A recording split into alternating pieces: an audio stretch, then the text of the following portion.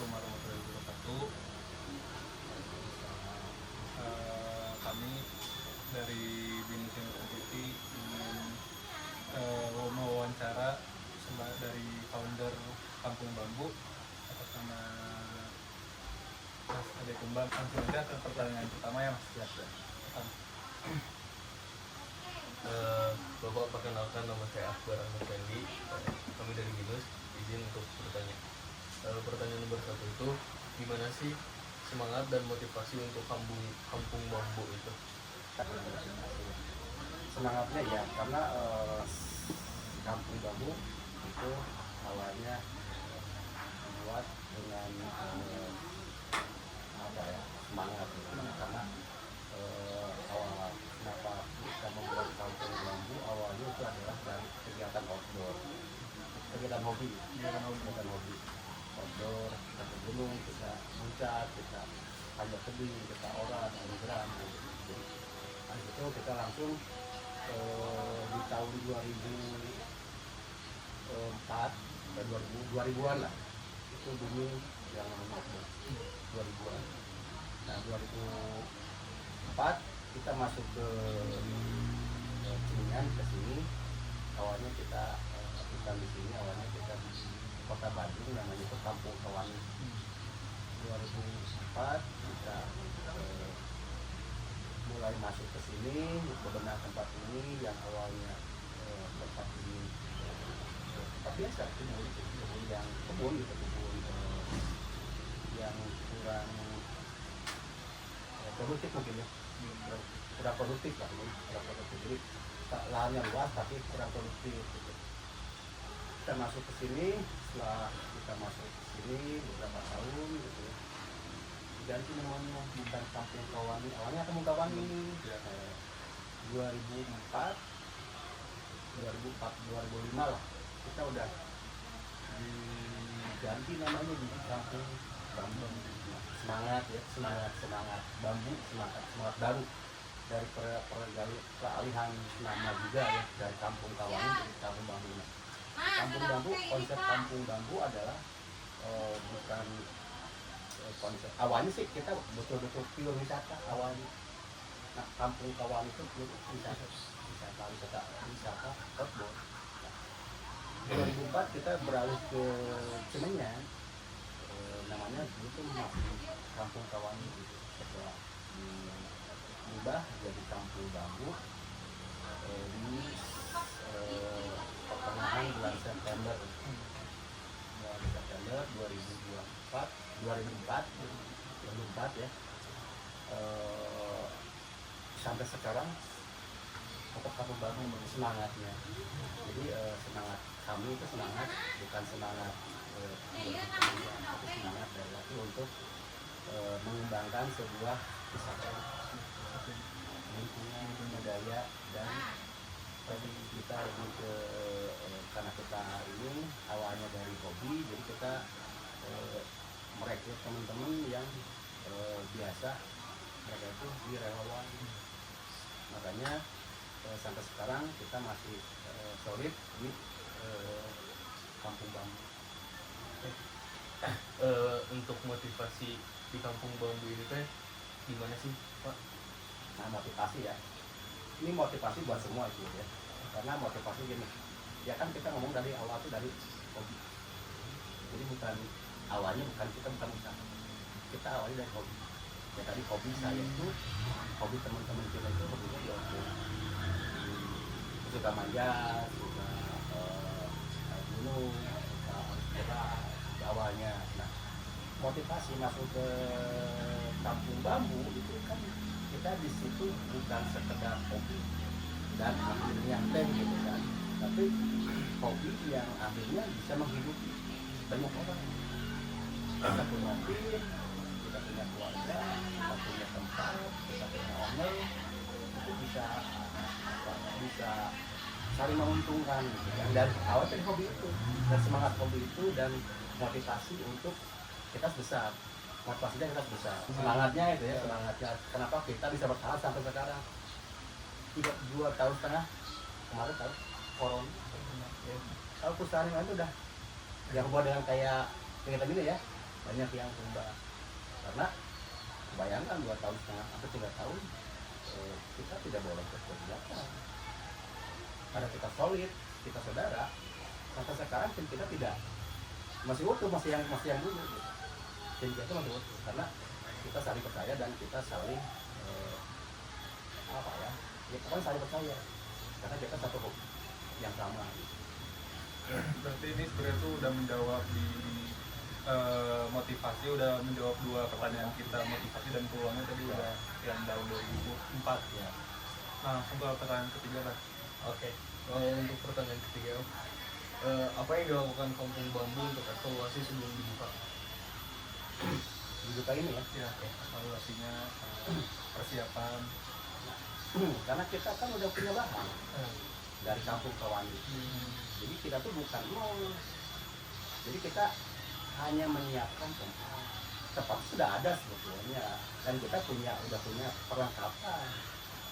Jadi kita hanya menyiapkan di sini harusnya dipakai untuk apa, di sini obstacle apa, ini buat apa, gitu aja. Karena kita udah semuanya kita udah lengkap. Perpindahan dari owner yang dulu ke owner yang Kampung Bambu gitu. Jadi orangnya sama, masih timnya sama kita gitu kan, cuman ownernya yang beda. Kan kalau yang owner yang dulu itu kan Kampung Kawani beda dengan Kampung Bambu, si ownernya gitu. Jadi pas masuk ke sini kita udah ya kita hanya menyiapkan tempatnya saja, ya tempatnya sudah tersedia, ya harus gitu. Harusnya seperti apa, dan kita di Kampung Bambu itu bukan seperti teman-teman pernah lihat ke tempat wisata. Kita pakai kita tidak menata tempat ini harus kosong Instagram. Ya, Instagram juga. Sini kita natural aja gitu kan. Malah kita dibuatnya buat natural banget gitu. Jadi kita mah nggak dibuat-buat, kalau orang lain kan dibuat-buat ya, dibuat-buat seperti natural. Kita mah udah natural. Daya tarik kita. Kan orang lain lah membuat tempat yang biasa jadi natural. Iya. Kalau kita mah natural, Iya. kita seayana gitu kan. Karena dengan konsep kita mah kampung. Kita ada daya tarik. Gitu. Jadi untuk penyiapan dan sebagainya kita memang udah siap. Jadi model apa yang dilakukan Kampung Bambu? Model itu maksudnya apa saja yang dilakukan kalau misalkan ada Ya. Di sini kita tuh lebih ke dua aja.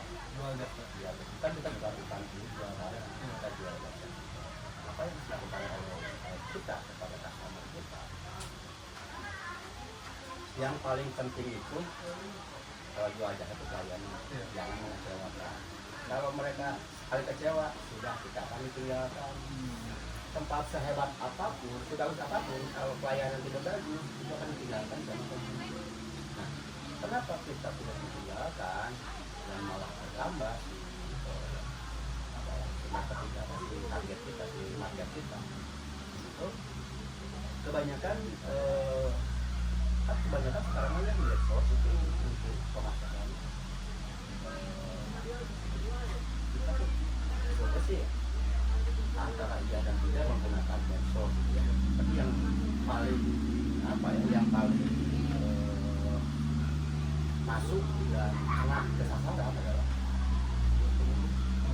ya, biasanya sekolah ini bertemu ke sini mereka puas, mereka kan ngomong ketemu sekolah yang lain. Tapi kan gitu bertahun-tahun. Jadi walaupun sekarang zamannya medsos,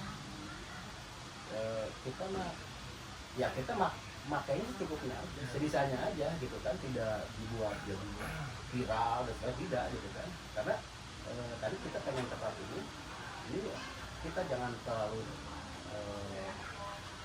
booming, karena kan capek, kalau booming capek dan sudah cepat selesai gitu, cepat selesai. Jadi muternya cepat. jadi kita booming udah berapa tahun sudahan gitu kan. Nah, kita mah tidak seperti itu. Kita dari dulu, dari awal, dari 2 juta sampai sekarang kita pemasaran kita dulu, terus pasar kita jelas gitu kan.